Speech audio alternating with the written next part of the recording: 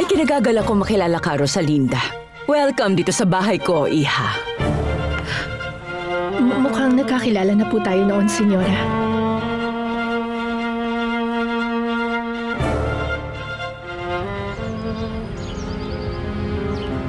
Hindi ako makapaniwala. Makakalaya na rin ako. Matapos ang 20 taon dito sa kulungan. Hindi mo na kailangan tapusin na natitira mo pang 5 taon. Nararapat lang sa'yo yan. Napakaganda ng pinakita mo rito sa loob. Totoo ba yan? Makakalaya na ako. Makakabalik na ako sa labas. Ito na ang kalayaan ko. Kalayaan. Sigurado po bang makakalaya na ako? Sigurado kung makakalaya ka na. Sinabi rin ng abogado mo, manalig ka lang at maghintay. Makakalabas ka rin, Soledad. Nasaan na yung sulat ni Dolores para sa kapatid niya, Zoila? Nasaan na? Nasaan na? Aray ko, Javier! Ibigay mo sa akin! Nasaan na? Wala na sa akin! Binigay ko na kay Fedra! Fedra! Fedra! Fedra! Wala siya rito. Hindi pa siya umuwi galing Bakit mo opisina. binigay sa kanya yung sulat? Wala na akong maisip na ibang pagbibigyan eh. Pero huminahon ka muna, Javier. Kunin mo na lang kay Fedra yung sulat pagka uwi niya. Kumain ka na ba? Hindi. Hindi ako nagugutom. Gusto ko lang magkulong sa kwarto ko.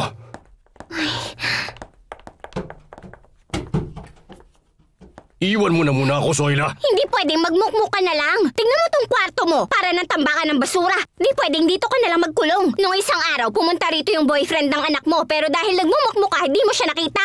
Ang boyfriend ng aking anak? Sino sa kanila, Zoila? Ang boyfriend ni Rosalinda. Totoo po.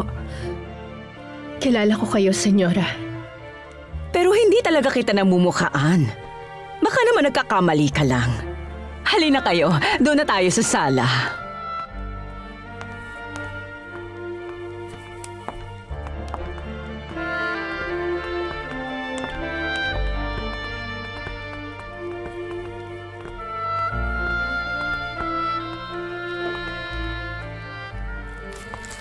Senyora, dinalhan ko kayo ng mga rosas. Salamat dito, Iha.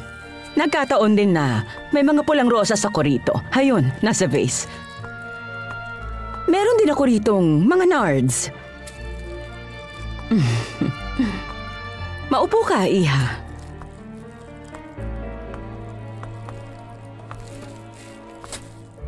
Masama bang pakiramdam mo? Medyo naguguluhan pa kasi siya, Mama. Pagpasensyahan ninyo na siya. Ganun ba?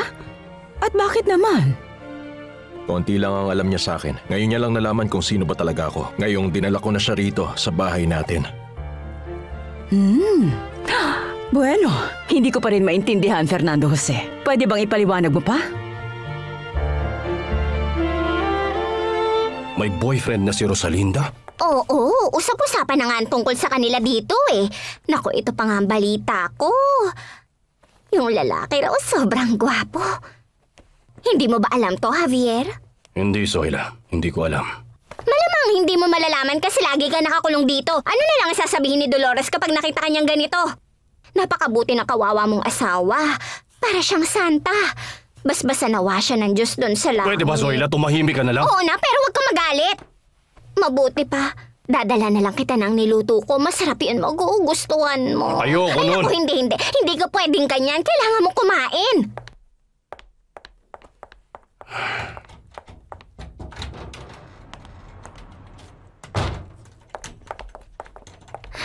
Dumating na si Fedra, Javier. Akin na yung sulat na binigay ni Zoila. Bigay mo sa akin!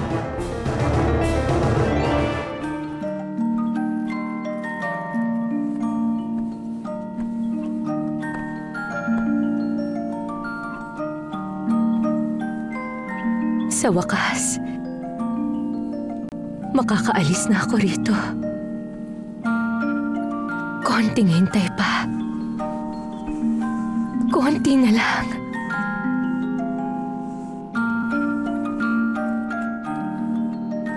Kung ganun, hindi mo pa pala alam, Iha, na ang anak kong si Fernando Jose ay ay galing sa kilala at prominenteng pamilya rito sa buong Mexico.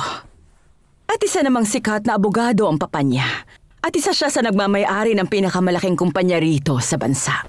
Grabe no, inakala mong isa lang siyang simpleng lalaking kapareho mo ng antas sa buhay.